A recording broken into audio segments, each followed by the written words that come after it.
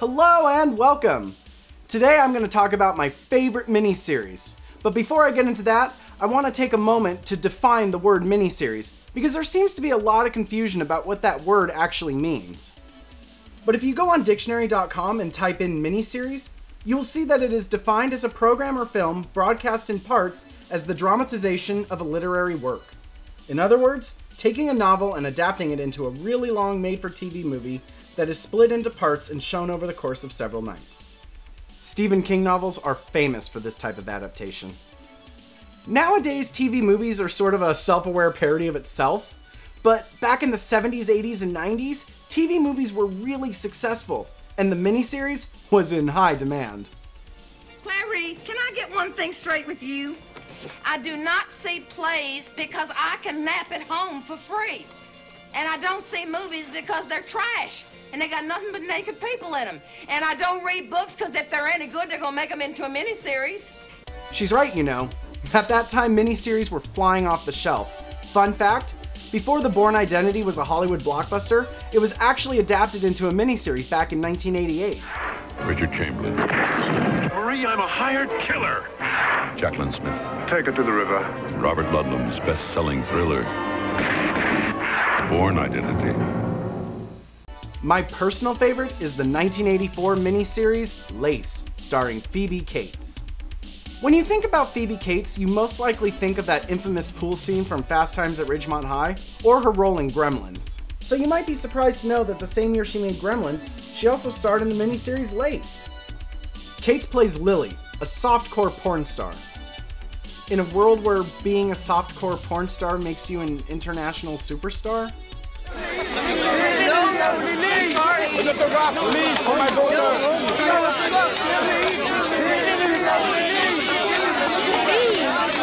I don't know, they never really explain that. Anyway, Lily is on the quest for revenge. When she was born, her birth mother gave her up and was supposed to come back for her one day, but never did. With the help of a private investigator, Lily finds out her mother is Lucinda Lace. The only problem is, Lucinda Lace doesn't exist. The story goes back to 1960 in an all-girls boarding school in Switzerland, where three friends, Judy, Maxine, and Pagan, reside. One of the girls ends up getting pregnant. It's not revealed to the viewer which girl, but the three of them band together and come up with a plan. Which of you is Mademoiselle Lace? None of us. All of us. Actually, she's really one of us.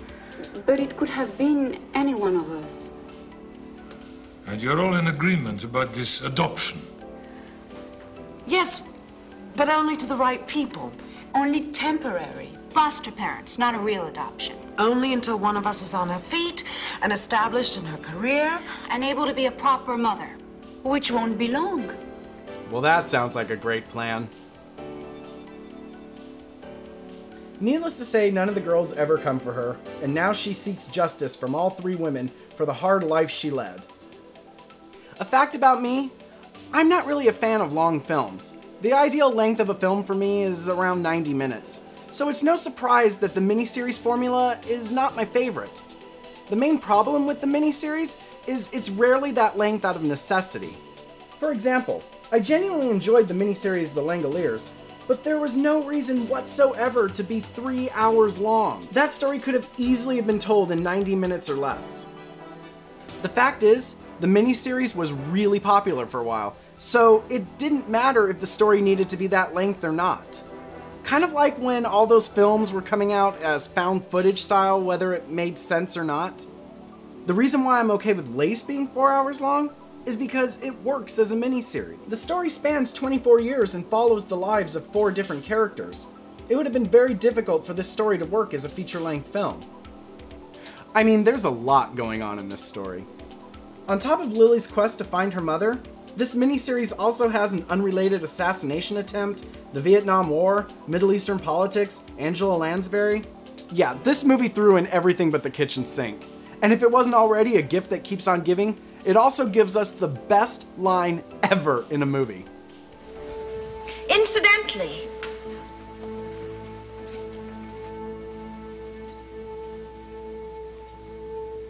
which one of you bitches is my mother?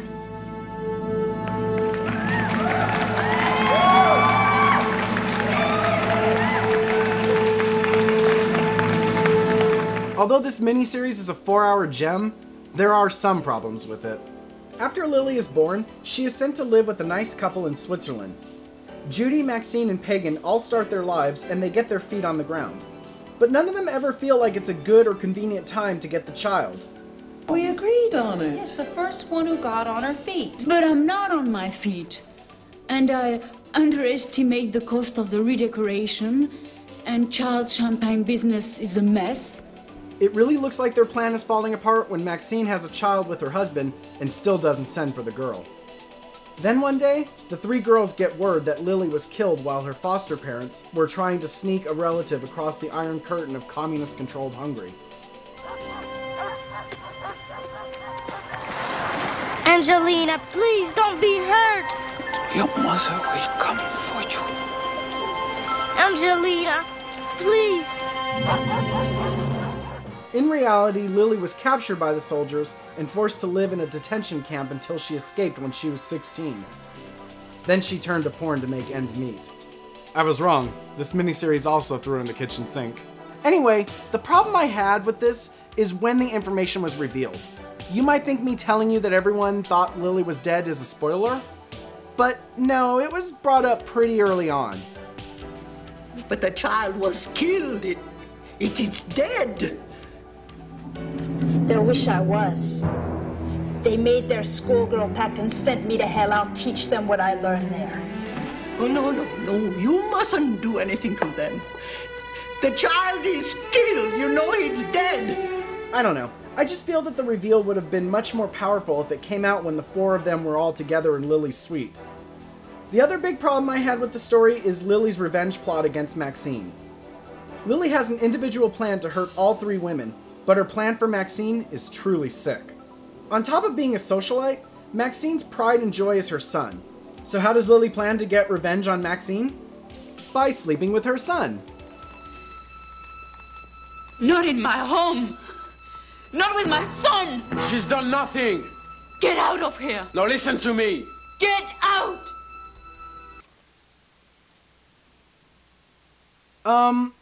If Maxine turns out to be your mom, doesn't that make him your brother? She also may or may not have slept with the King of Sidon, who may or may not be her father. You and I are similar types. At least physically. And I've learned something else. I've seen that he prefers me. Not only is this sick, but it's never addressed. Not once does anyone even mention the possibility of incest. Although not addressing issues is a common problem in this film. There's one scene where you see Maxine's husband flirting with another woman, and then it's never mentioned again. Why? Even worse is Pagan's drinking problem. I could do with a drink. Already exceeded your quota for the day. And the elegant Lady Swan with her do-gooder causes. She hides in a bottle. Yeah, it's mentioned, but it's never dealt with. I mean, her problem is so bad that she sneaks alcohol into a country where alcohol is forbidden. I mean, why would you bring something like that up and never deal with it? I got the results of the test back. I definitely have breast cancer. Other than that, I genuinely enjoyed this miniseries. At its best, it's a really entertaining story. And at its worst, it's just campy fun. Yeah, the show Dynasty was really popular at this time, and since both the miniseries and Dynasty both aired on ABC, I don't think it's a coincidence that they put this catfight scene in. You miserable bitch!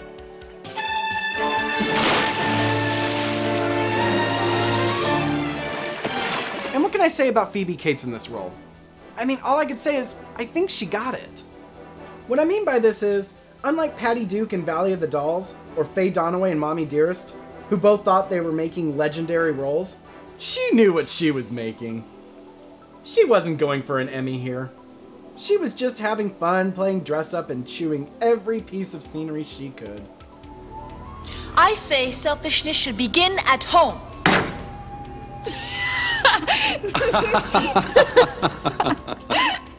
There's a scene where she's wearing this cape made out of feathers, and what does she do? She flaps her arms. I mean, this level of campiness makes me think of that scene in Valley of the Dolls when Patty Duke has that mishap with her necklace. This had to be intentional. Good grief, she does it twice! It's worth noting that this miniseries was so popular that a sequel came out a year later. All the main girls returned, except for Bess Armstrong, who was replaced with Deborah Riffin. For some reason, Phoebe Cates dropped her Greta Garbo accent. And you are as flattering as you are unavailable. It took phone calls to several influential people I've met. Also, Maxine's husband does get caught cheating.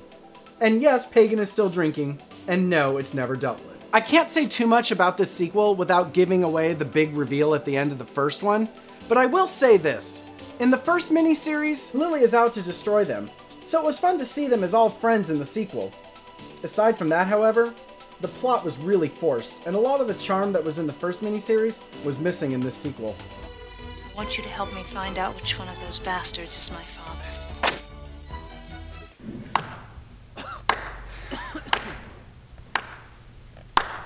It's just not the same. Well, that's it for this episode. I hope when you get a free moment, you'll check out Lace. Until next time.